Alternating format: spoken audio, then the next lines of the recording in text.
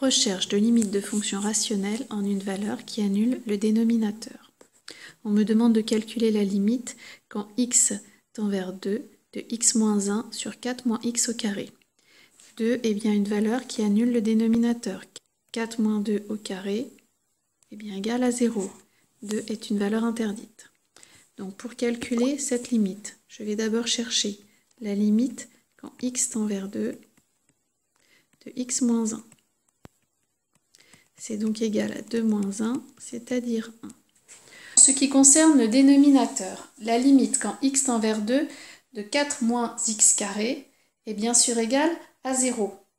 Je vais donc devoir rechercher le signe de mon expression 4 moins x carré au voisinage de 2, c'est-à-dire pour les valeurs de x inférieures à 2 et pour les valeurs de x supérieures à 2 au voisinage de 2. 4 moins x au carré s'annule en moins 2 et en 2. 4 moins x au carré est un polynôme du second degré. Le coefficient de x carré, c'est moins 1. Il est négatif. Je peux donc écrire que mon polynôme est tout d'abord négatif sur moins l'infini moins 2, puis positif sur moins 2, 2, puis négatif sur 2 plus l'infini. Je remarque qu'au voisinage de 2, le signe de mon polynôme n'est pas constant. Je vais donc devoir calculer la limite à droite et la limite à gauche. Tout d'abord, je vais m'intéresser à la limite quand x tend vers 2 à valeur inférieure à 2, de 4 moins x au carré. C'est bien sûr 0, puisque 2 est l'une des deux valeurs qui annule 4 moins x carré. Mon tableau m'indique que lorsque je suis à gauche de 2, c'est quand x est inférieur à 2, mon polynôme est positif. Ma limite est donc 0 à valeur positive. J'en déduis donc que la limite de x moins 1 sur 4 moins x carré, lorsque x tend vers 2 à valeur inférieure à 2, c'est égal à quelque chose qui tend vers 1 divisé par quelque chose qui tend vers 0 à valeur positive. C'est donc plus l'infini.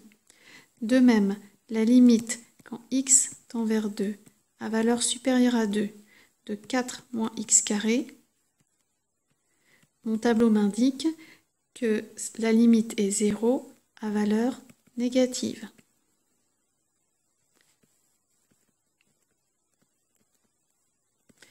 Donc, la limite quand x tend vers 2 à valeur supérieure à 2 de x moins 1 sur 4 moins x au carré est donc égale à quelque chose qui tend vers 1 divisé par quelque chose qui tend vers 0 à valeur négative. Cela me donne moins l'infini. De plus, j'en déduis que la courbe représentant la fonction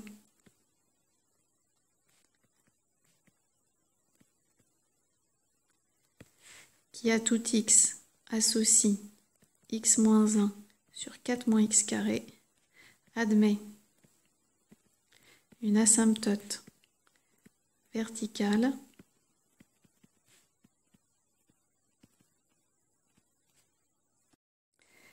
d'équation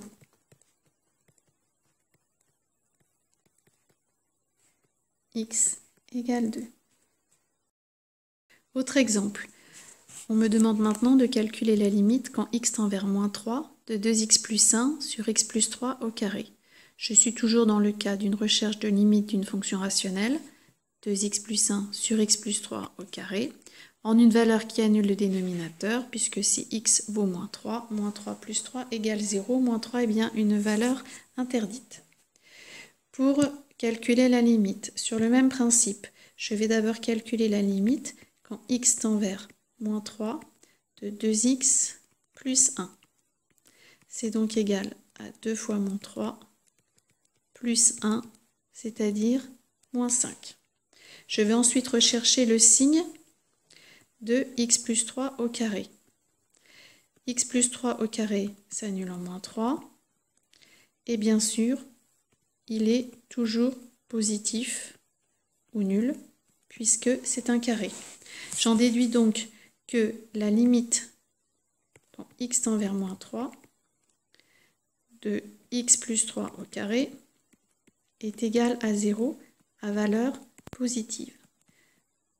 Donc là, je ne vais pas avoir besoin de considérer les limites à droite et les limites à gauche. J'en déduis donc que la limite de 2x plus 1 sur x plus 3 au carré, quand x tend vers moins 3, c'est égal à quelque chose qui tend vers moins 5 divisé par quelque chose qui tend vers 0 à valeur positive, ce qui me donne donc moins l'infini. J'en déduis que la courbe représentant la fonction 2x plus 1 sur x plus 3 au carré admet une asymptote verticale d'équation x égale moins 3.